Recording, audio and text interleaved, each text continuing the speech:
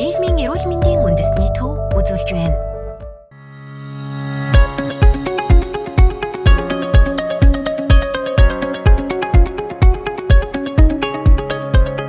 За өнөөдөр нэгдүгээрт нь SARS-CoV-2 вирусын эсрэг хэрэглээнд нэвтэрсэн вакцинууд, за хоёрт нь болохоор Монгол улсын эмийн бүртгэлд бол бүртгэгдсэн вакцинуудын талаар бол танилцуулна. За Дэлхийд одоо 2021 оны 6 дугаар сарын 28-ны байдлаар 127 вакцин бол нэр дэвшиж байгаа бол 367 вакцин бол туршигдж байна. За эдгээр туршигдж байгаа вакцинуудаас одоо эмнэлзийн 1-р үе шатанд 35 вакцин, эмнэлзийн 2-р үе шатанд бол 50 вакцин, эмнэлзийн 3-р үе шатанд 37 вакцин бол хамрагдаж байна.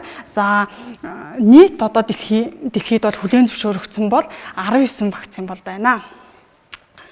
За эдгээрийг улс орноор нь аваад үзэх юм бол одоо Америкийн нэгдсэн улсын хамтарсан 2 вакцин, бие даасан 1 вакцин, Японы 1 вакцин, за Оросын холбооны улсын 4 вакцин, за Энтекийн 2 вакцин, Хятадын бол 6 вакцин, Ираны 1 вакцин бол байна. За бүтцийн хувьд аваад үзэх юм бол РНХ вакцин бол 3, вектор вакцин бол 6, за уургийн вакцин бол 2, за идэвхгүй жусан вакцин бол 8 байна.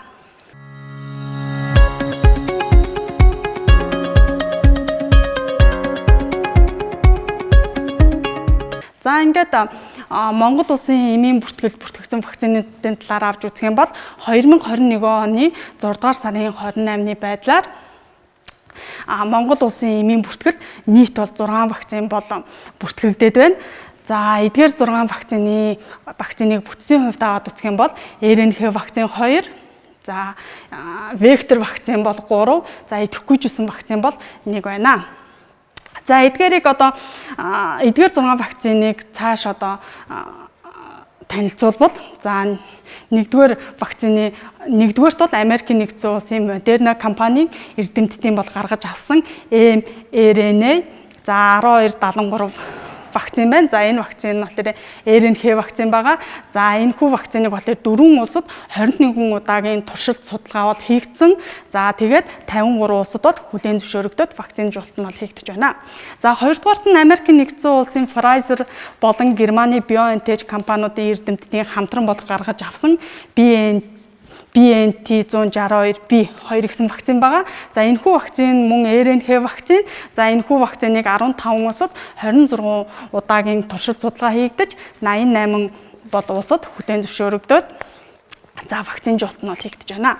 За 3 дугаарт нь COVID-19-ийн хамгийн анхны вакцин гэгдэж байсан одоо Оросын холбооны улсын Гамалая судалгааны институтын эрдэмтдийн гаргаж авсан Sputnik V вакцин байгаа. За энэхүү вакцин нь бол одоо вектор вакцин байгаа.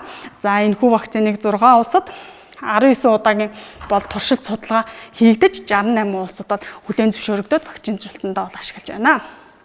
За дөрөвдүгээрт нь Их Британи одоо Шведийн одоо AstraZeneca компани болон Оксфордын их сургуулийн эрдэмтдийн хамтарсан AZD1222 гэсэн бол вакцин байгаа.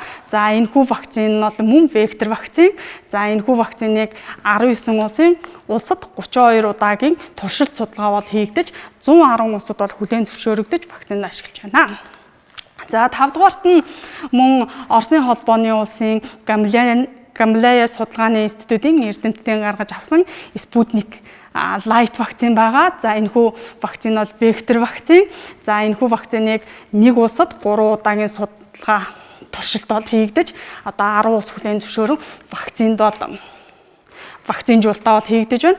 За энэхүү вакцин маань бол Монгол улсад бол хамгийн сүүлд одоогоор бол бүртгэгдээд байгаа вакцин байгаа. За 6-ад нь болохоор бүгд 8 дахь Хятад ард улсын Sinopharm компани одоо Бээжингийн биотехнологийн хүрээлэнгийн хамтарсан эрдэмтдийн гарган авсан BBIBV Corvi вакцин байгаа. За энэхүү вакцин болохоор 7 улсад 7 удаагийн бол судалгаа шинжилгээ бол хийгдээд 53 улсад бол хүлээн зөвшөөрөгдөд бол вакцинжуулалтаа бол ашиглаж байна. За манай улсад бол бүртгэгдсэн Эмийн бүртгэлд орсон 6 вакцины бол 4 нь болохоор Дэлхийн эрүүл мэндийн байгууллагын бол хүлээн зөвшөөрсөн бол вакцин байгаа.